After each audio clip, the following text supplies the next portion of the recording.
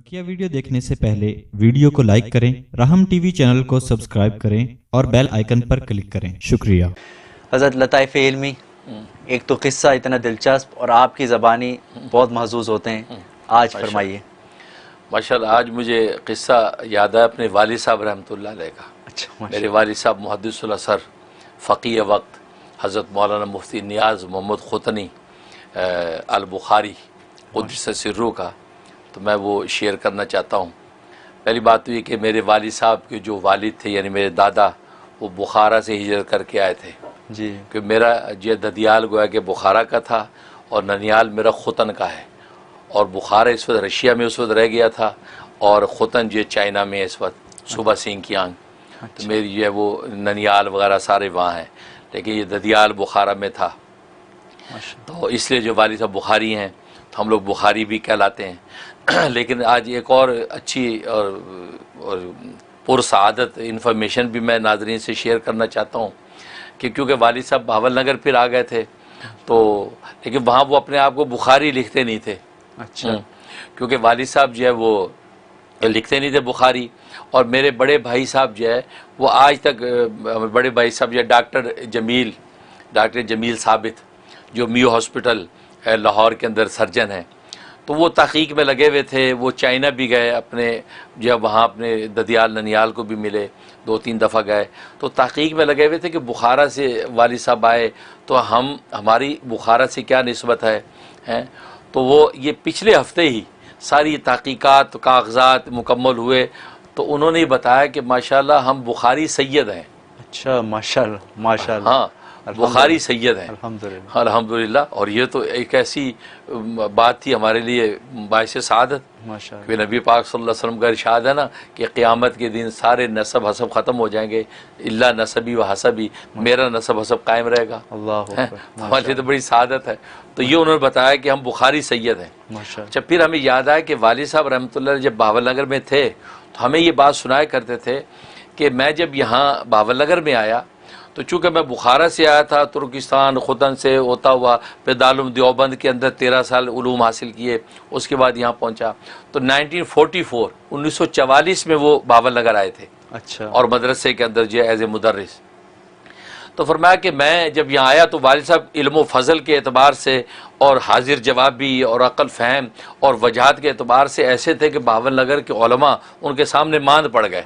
अच्छा। उसकी वजह से वो जेलस हो गए अक्सर वालिद साहब से, हाँ, कि भाई यार ये कौन परदेसी आदमी आके इल्म फ़ज़ल में हमारे ऊपर छा गया है। जिस महफिल में जाता है तो लोग इसी तरह मुतवज्जे होते हैं। तो ये सूरत हाल, तो ये तो फिर मुख्तलिफ प्रोपेगंडे वालिद साहब के ख़िलाफ़ करने लग गए कि ये तो रूसी एजेंट है, रूस से आया है, ये वो है, कौन आदमी है, कहाँ से आया, ऐसी बातें करते थे। तो वालिद साहब फरमाते हैं कि वहाँ बहावल नगर में तो बुखारी सैयद जो लोग थे वो आमतौर पे शिया थे सारे। अच्छा। बड़े बड़े अहम लोग हैं, हमारे पास स्कूल के टीचर भी हैं उसमें। अच्छा। तो वो बुखारी सैयद लिखते थे अपने आप को। तो वालिद साहब ने फरमाया कि अगर मैंने यहाँ बुखारी सैयद लिखना शुरू कर दिया तो ये तो इनको एक और चीज़ मिल जाएगी कि ये तो शिया भी है। शिया भी, हाँ। है?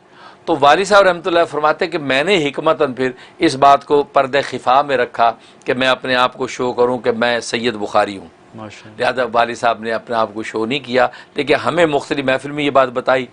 लेकिन इसकी डॉक्यूमेंटेशन के हवाले से तहकीकात भाई कर रहे थे जो पिछले हफ्ते मुकम्मल हुई, और उन्होंने बताया कि अल्हम्दुलिल्लाह हम बुखारी सैयद हैं। माशाअल्लाह। लिहाजा उन्होंने मेरा नाम भी लिख के भेजा कि हज़रत मौलाना सैयद मुनीर अहमद अखून अल बुखारी। अच्छा, मैं कहा अच्छा, तो कहने का बस ये एक बड़ी सआदत की बात, तो इसलिए मैंने कहा नाज़रीन से शेयर करूं तो ये भी सबके लिए एक बायस मसरत होगा। और दूसरा जो है, वालिद साहब कहते हैं कि मैं जब बुखारा से आया तो खुतन से फिर यहाँ हिंदुस्तान पहुँचा तो दारुल देवबंद में इम्तिहान का दाखिला मैंने लेना था। अब जब वहाँ पहुँचा तो वहाँ ज़ाहिर है कि मैं वहाँ से जो है तकरीबन दर्जा खामसा तक के दर्जे बुखारा से पढ़ के आया था। अब अगले दर्जों मुझे दाखिला मिलना था। अब मैंने जब वहाँ पे दरख्वास्त दी, अच्छा वहाँ ये होता है कि वो पहले इम्तिहान होता है और ज़बानी इम्तिहान भी होता है, तहरीरी भी होता है। तो वालिद साहब को तहरीर लिखना नहीं आता था। अच्छा। हाँ, क्योंकि वालिद साहब फरमाते हैं कि हमारे खुतन और बुखारा में ये लिखने को जो है ना वो मुंशी गिरी समझते थे। یہ منشی گیری کا کام ہے، زبانی یاد کرو. اچھا جیسے خود امام بخاری حافظ تھا، کہتا منشی گیری جو ہے یہ منشی گیری سمجھتے تھے، لہذا ہم زبانی علوم کو یاد کرتے تھے، کتابوں کے متون زبانی یاد کرتے تھے، اس طرح کی ہماری عادت ہوتی تھی. تو استاد کی بات کو زبانی یاد رکھنا، تو یہ کہتے یہ منشی گیری، اس چکر میں کہ یہ منشی گیری ہے تو لکھنا نہیں سیکھا. اچھا اب دیوبند میں جب پہنچے تو وہاں داخلے کے لیے تو تقریر اور تحریر امتحان ہونا ہے جی. اب تیاری ہو گئی جی، فلاں جگہ امتحان ہے جی. ہاں جی امتحان کہاں پہ ہے جی؟ وہ مولانا اعزاز علی خان، مولانا اعزاز علی خان صاحب دارالعلوم دیوبند کے وہ شیخ الادب تھے. فرمایا کہ سب سے سخت امتحان ان کا ہوتا تھا. اچھا اور ان کے پاس اگر امتحان چلا گیا ہے تو بس سمجھو کوئی فیل ہو کر ہی باہر نکلے گا. اچھا ایک تو ان کا چہرہ بارو، اتنا موٹا چشمہ کہتا پہنا ہوتا تھا، دیکھتے بہت سیریس، تو طالب علم ویسے پتا پانی ہو جاتا. فرمایا کہ میرا نمبر آ گیا، بلایا، میں آگے. اب انہوں نے جو ہے کہا کہ اچھا اردو بھی والد صاحب کہتے مجھے نہیں آتی تھی، ٹوٹی پھوٹی. اب انہوں نے جناب کتاب میرے سامنے رکھی تو ہم مقامات حریری امتحان ہو رہا ہے، اس میں ابو ذر سروجی کا ذکر ہے جی. ابو ذر سروجی. ابو ذر سروجی جو ہے اس کا ایک اس کے اندر کردار بتایا ہے کہ اسے اپنے ڈنڈے کے اوپر اپنا گٹھڑ یوں رکھا ہے اور وہ جا رہا ہے. یہ اس عبارت تو حضرت نے کہتے ہیں کہ عبارت پڑھی اور پڑھنے کے بعد کہ یہ عبارت پڑھو اور اس کا ترجمہ کرو. اب والد صاحب نے سوچا کہ مجھے اردو تو آتی نہیں ہے، تو میں نے وہ عبارت کی وہ پڑھ لی. پڑھنے کے بعد اب وہ مولانا اعزاز علی صاحب نے سر اٹھایا، میں کہ اس کا کیا مطلب ہے. تو والد صاحب نے ادھر دیکھا تو کچھ نظر نہیں آیا، اپنا ہاتھ یوں رکھ کے یوں بیٹھے یوں کرنے لگے. تو وہ سمجھ گئے مولانا، خوب ہنسے، بالکل ٹھیک جواب ہے، بالکل صحیح ہے.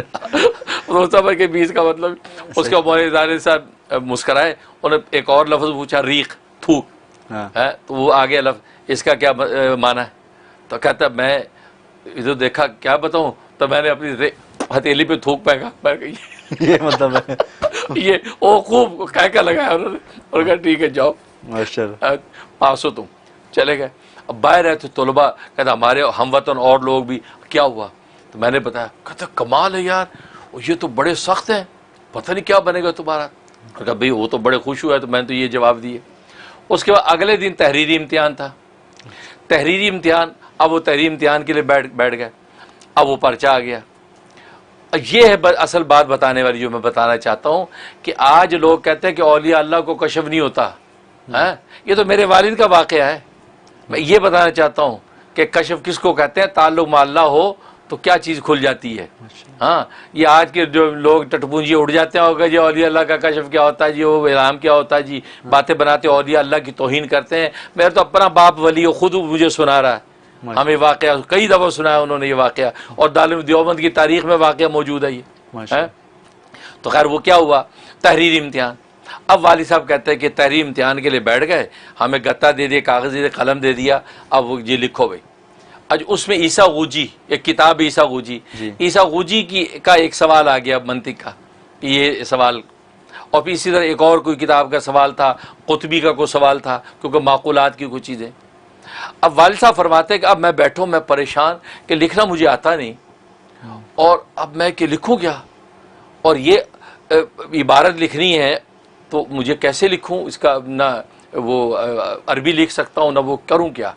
تو فرمایا کہ والد صاحب کہتے ہیں میں نے اللہ کی طرف متوجہ ہوا کہ یا اللہ غریب الوطن ہوں، بخارا، خوتن، سمرقند تجارت کرتا ہوا یہاں آیا ہوں، تیرے دین کو حاصل کرنے آیا ہوں، اور میں نے اپنے جو ہے وہ بیوی بچے چھوڑ دیے، عزیز و اقارب چھوڑ دیے، صرف ہجرت کر لی ہے تیرے دین کی خاطر.